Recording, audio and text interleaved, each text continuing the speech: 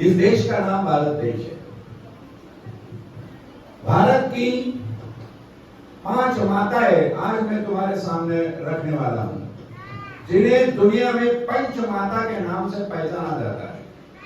सबसे पहली है रानी शकुंतला, जो दुष्यंत की बीवी कहलाती थी और उनके पुत्र का नाम था भरत, जिसके नाम से इस देश को भारत देश कहा जाता है।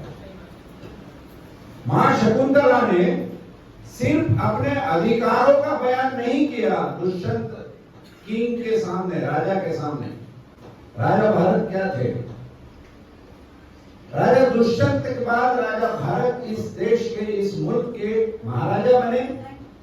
महाराजा भरत ने जब देखा कि मेरे 9 पुत्र हैं, 9 बेटे थे उनके, लेकिन उसमें से एक भी बेटा उनका उत्तराधिकारी होने की काबिलियत का नहीं था, उस लायक नहीं था।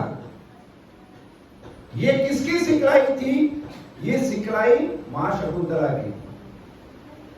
और फिर राजा भरत ने किसी आश्रम से एक बच्चे को उठाकर लाया। महाभारत की जो कथा पटनायक ने लिखी है उसमें यह कथा दर्ज है, अगर पढ़ो तो मजा आ जाएगा। उठा के लाया, उसको सारी टेस्ट कराई। जब देखा कि ये परफेक्ट महाराजा बनने के लायक है, उसका नाम रखा। वो लड़का कौन था? किसका रिश्तेदार था? किस परिवार से आया था? किसका मित्र था? ये नहीं देखा, उसको अपना उत्तराधिकारी बनाया। उसका नाम था भूमन्यु। इस भूमि को जो मान्य होगा, इस भूमि को जो कबूल होगा, वो यहाँ का राजा बनेगा। और ये है बीज मां शकुंतला ने डेमोक्रेसी, लोकशाही का इस भारत के मिट्टी में डाला हुआ।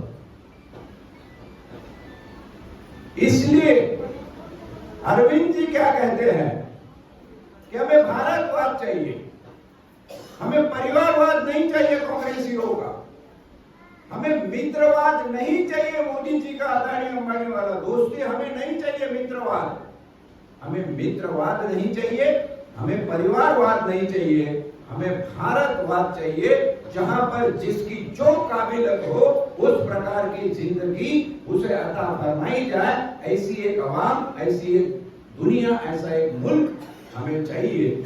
यह अरविंद केजरीवाल का नारा है। ये सिखलाई अगर आप डीप में जाकर देखें तो एक महिला ने दी हुई है, जिससे ये देश आज भी दुनिया भर में भारत के नाम से जाना जाता है। दूसरी कुंती, आप महाभारत में देखे होंगे। महाभारत की यह चोपड़ा की सीरियल में आपने कुंती का पात्र देखा होगा। अन्याय से जो तुम्हारे हक की जमीन नहीं देता है, ऐसे कौरव के साथ लड़ने की, युद्ध करने की नीति सिखाई वो मां कुंती। तीसरी है शुभदांगी। आपने ये नाम इतिहास के शायद सुने नहीं होंगे। शुभदांगी जो चक्रवर्ती सम्राट अशोक की माता थी। इन माताओं ने बड़े बड़े सम्राट दिए हुए हैं। चौथी है जोधाबाई। हमने जोधा अकबर पिक्चर तो देखी, लेकिन मां जोधा के साहस को नहीं पहचाना। मां जोधा क्या चीज है? आज हमको हिंदू मुस्लिम बोल के लड़ाया जाता है।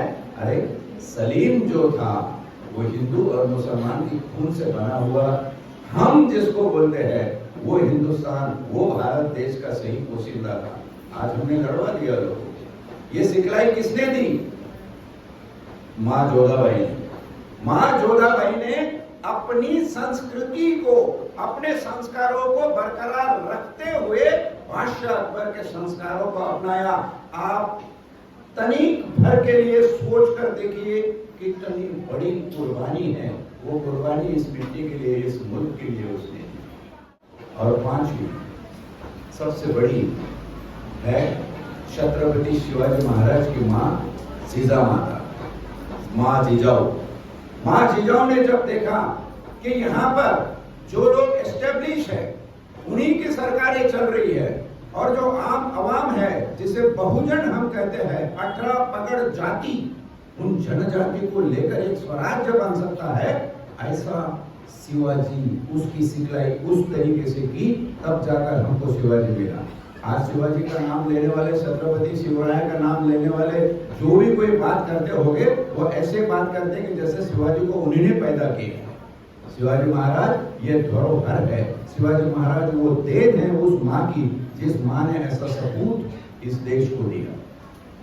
ये पांच माताएं, पंच माताएं जब आप देखते हो तो आपकी आंख में न चाहते हुए भी नमी आ जाती है, क्योंकि महिला जब सोच लेती है कि हमको बदलना है, हमको तब्दीली चाहिए, जो हो गया वो बहुत हो गया, अब मुझे बदलना ही होगा।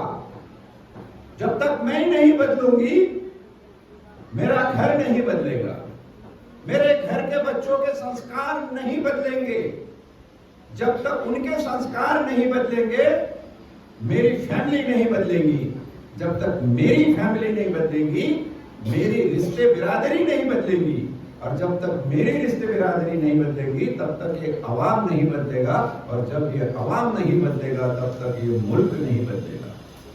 मुल्क के बदलने की शुरुआत अगर किससे होती है तो मेरा मानना है वो एक महिला से होती है। समाज रूपी द्रौपदी जिसका कोई ताल्लुक नहीं है, जुआ तो तुम खेल रहे हो, पांडवों कौरव जुआ खेल रहे हैं, उसमें इसको दांव पे लगा दिया। जब इसको दांव पे लगाया उसका क्या दोष था? आज भी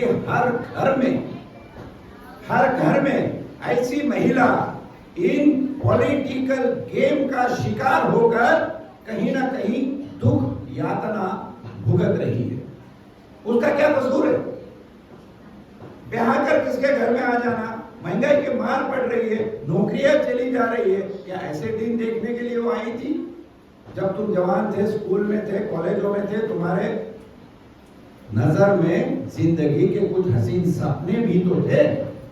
उन सपने को चकनाचूर करने वाले ये जुआ खेलने वाले लोग, आखिर में क्या हुआ कि द्रौपदी का वस्त्र हरण हुआ।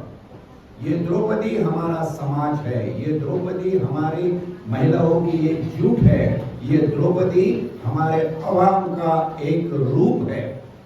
इस बात को समझिए। बहुत छोटी सी बात में बड़ा मैसेज आज आप यहां से लेके जाइए। जुआ तो खेलना खेल दिया, द्रौपदी का वस्त्र हरण किसने किया? दुर्योधन ने किया। सब लोग कहते हैं दुर्योधन ने किया, लेकिन दुर्योधन ने खुद होकर उसके बदन को हाथ नहीं लगाया। वो किसको बोला? दुशासन को बोला। अब दुर्योधन और दुशासन ये चीजें ध्यान से समझ लीजिए। दुर्योधन जिनके पास में दुर्मार्ग से बनाया हुआ बहुत धन हो गया है कि वो उन्मत्त हो गए हैं, अय्याश हो गए हैं। अदानी और अंबानी तो सिर्फ महज नमूने हैं, न जाने ऐसे हजारों लोग हो गए कि जिन्होंने आम आवाम को निचोड़कर पैसा लेकर करोड़ों अरबों खरबों के मालिक हो गए। वो क्या करते हैं? वो दुशासन मतलब दुर्मार्ग से चलाया जाने वाला शासन, मतलब बीजेपी की, कांग्रेस की सरकार है। ये दुशासन है। इन दुशासनों ने दुर्योधन के कहने पर द्रौपदी के कपड़े भरी महल में, भरी सभा में निकालने की कोशिश की, लेकिन वहां कृष्ण भगवान आए। कृष्ण भगवान ने उसका हाथ पकड़ा कि बस हो गया, अब तो इसका कपड़ा उतारेगा, उसको कपड़ा मैं पहनाने वाला हूं, और दिव्य वस्त्र है, अगर इसको हाथ लगाएगा तो तू जल के भस्म हो जाएगा। आज मैं उस कृष्ण भगवान की रूप में एक आदमी जो इस आवाम की लूट को रोकने के लिए आया और गवर्नमेंट का जो भ्रष्ट हाथ है उस हाथ को पकड़ के बोला कि बस अब इसके आगे मैं इस आवाम को लूटने नहीं दूंगा, उस आदमी का नाम है अरविंद केजरीवाल। उस आदमी का नाम है अरविंद केजरीवाल।